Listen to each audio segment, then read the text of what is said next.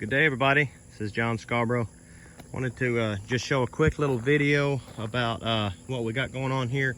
Got a little gap here, little gap right here with a bunch of hot wires set up here, and you can tell this is a drive, so we want to be able to continue to drive through here.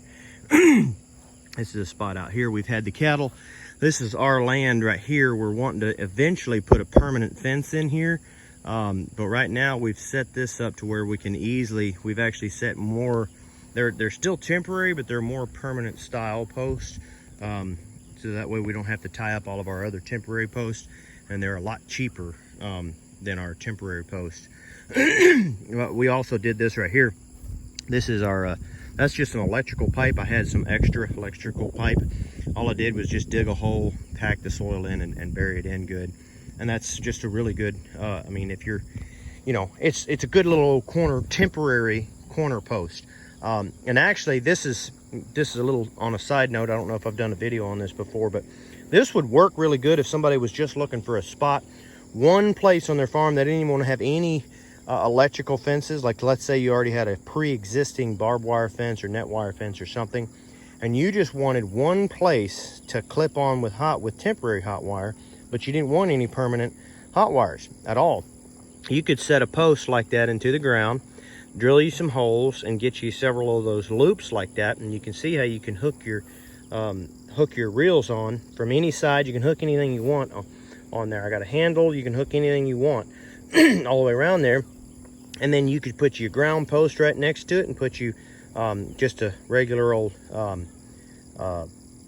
hot box. But I mean, you could do anything, you could do any style of hot box you wanted. You could actually do one of the ones that plug straight in. You'd have to run wire to it, but in this scenario, if I was out in the middle of nowhere, you know, just kind of out in the middle of the pasture somewhere, I would just put something with a solar panel on it. Make sure you get a good one like that. But that would be a really good spot. You could have several of those spots like that and actually make the solar the solar charger movable, and you just go to these different sections like this. A person could actually do everything they wanted just off of these couple of posts like that, if that was something you wanted. That's not for everybody, and I wouldn't use it in every scenario, but they can be handy sometimes on some leased property or something like that. So keep that in mind. But what this video is going to be about here, we've got this line that we keep here, both of these here, because this is where we want a permanent fence. And we just set up this little paddock over here. Got my trailer in there. Just set up this little paddock right here. We just want to graze this spot down pretty good, but we don't want to tie up the driveway. So when you have a gate, a permanent gate, and you want to pigtail hot wire across, you know, or you got an opening, you want to leave it as an opening, you need a way to do that. And this is a really good idea. I saw this on I believe it was Joe Salatin. I saw this on a video he did on YouTube. And I had come up with a couple ideas myself that worked, but nothing as simple as this. This works really, really well, and it's really easy. All you do is you get one of these. I think I got a pack of 3 of those for a good price with those clips, you know. You just put that on there and you tie it on the end of an old extension cord or something. That's nothing special.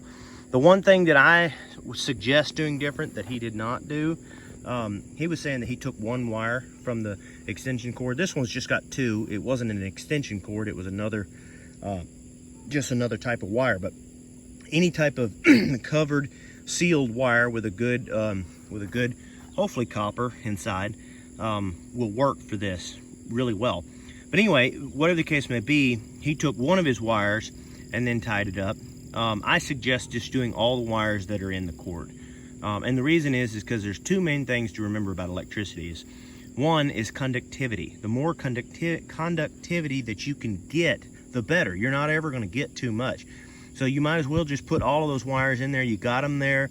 I know that you don't technically need them, but you might as well put it all there, because you're creating resistance already just by adding that to the equation. So you want to do everything you can do to keep the path of least resistance an easy path, okay? And then the other thing about electricity, I said there was 2 things, is a very good ground. So if you keep both of those things good, then you're always going to be good. So I would put all my wires together. I wouldn't even chance it, no issues. Plus, if for some reason something chewed through it on one side, if it didn't ground out, you would still have another side bringing in electricity. So anyway, just keep that in mind. And anyway, so you come across here, I would make it very long. I mean, I wouldn't be afraid to how long or short you do it, you know what I mean? I would do it longer because you don't want to have to splice it together. And then on the other end, you just got another handle. This one looks different because it's a homemade version of what you saw on the other side. It's I mean, you can do exactly the same. You just go to the store and buy you one.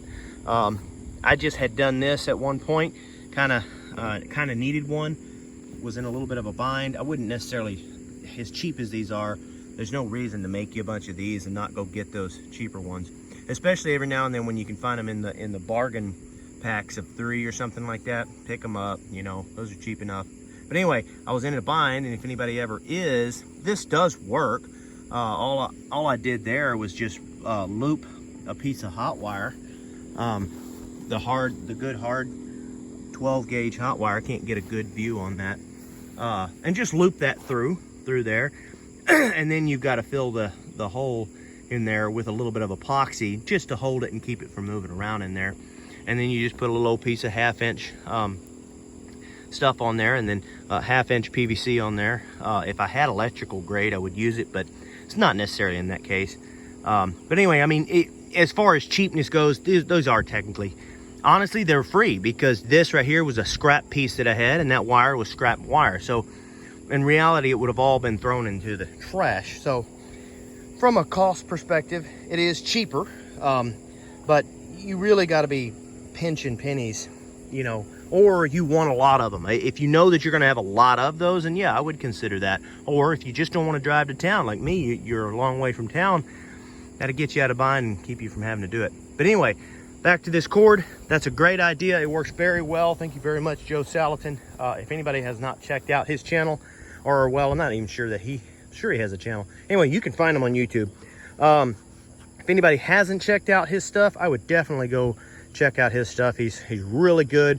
He does a lot with electricity, but he doesn't have a lot of videos on electric fences. Greg Judy's a really good one for that. But anyway, I would check him out. He's got a lot of good ideas, definitely good stuff. But anyway, I really hope that helps. I know it has helped me a lot. Like I said, there's other things you can do, especially if you've got a more permanent scenario. If it's a permanent scenario, you can bury a line all the way across there. In fact, I probably would suggest doing that if you knew that it was a permanent scenario, just because over time a rat or something might chew into that. But this works phenomenal for a very quick, easy, temporary solution. I think Joe Salatin uses it a lot for pigs, but this is a good spot because now I can drive back and forth over it and I ain't got to worry about it. So thank y'all very much, guys. Don't forget to like and subscribe.